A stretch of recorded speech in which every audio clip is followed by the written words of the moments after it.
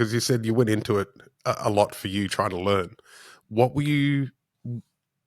Can you define precisely what you were trying to set out to learn, or was it more of a kind of a big picture thing?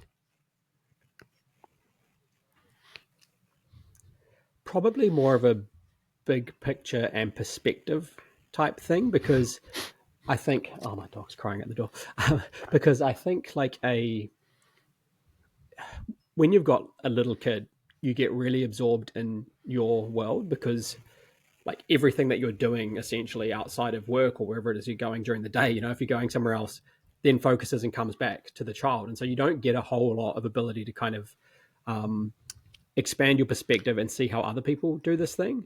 Like, you'll bump into some parents at daycare, you'll see, you might have a surface level conversation, but you often don't get to actually dive deep into some of the things around. So, if it's a training related thing, well, how do you fit that in your life? Like, what are your goals now? How has that changed since you've done it? Because I think you kind of go through a little bit of an identity crisis almost. I don't know if that's the right term, but, that whole thing of your life becomes Yeah, less about you. yeah. I remember talking to you about this when I was a kid. Yeah, it becomes a whole lot less about you. Yeah, you're now and I was going to say you're now the you're the NPC you're in somebody responsible. else's story. Like it's like you're really important part of their story, but it's now someone else's story is the main story. Yeah,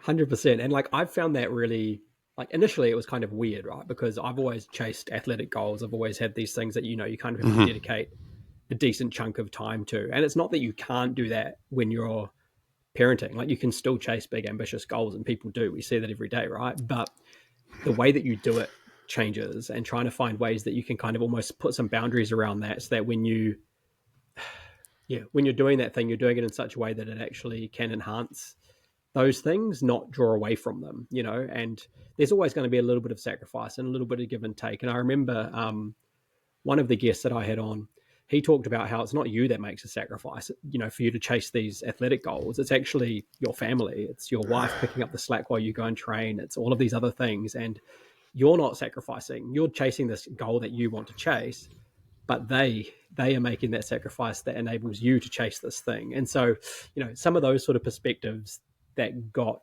just discussed and talked about, and you kind of realize, there's a lot of commonalities, regardless of if you're chasing an athletic goal, a scientific one, whatever it might be. Like, and it just becomes a different way of, it's a different dilemma. What would you say some of those main points are, the main commonalities? Because I figured you've done, when you said you've done 65 interviews now, we get to actually call you an expert on this. Like that's, I don't know, like what would the power number be for research on this one? I still feel like an amateur, mate. I need to go get the transcripts, man, and get an AI to figure it out for me, because some of them were 2 years ago. But I like, for me, a lot of it, because a lot of the conversations have been around, athletic goals or self-development type scenarios and how that can happen. But then also there's been that really big lens on how to be a better dad, and there's a whole bunch of different things within that. And one of the big sort of things that, probably one of the things that's like so obvious, but so hard to do at times. And early on, I had a whole bunch of guests talking to me, basically saying the same thing, that, hey, one of the pieces of advice that I have is take a breath, stop, take a moment.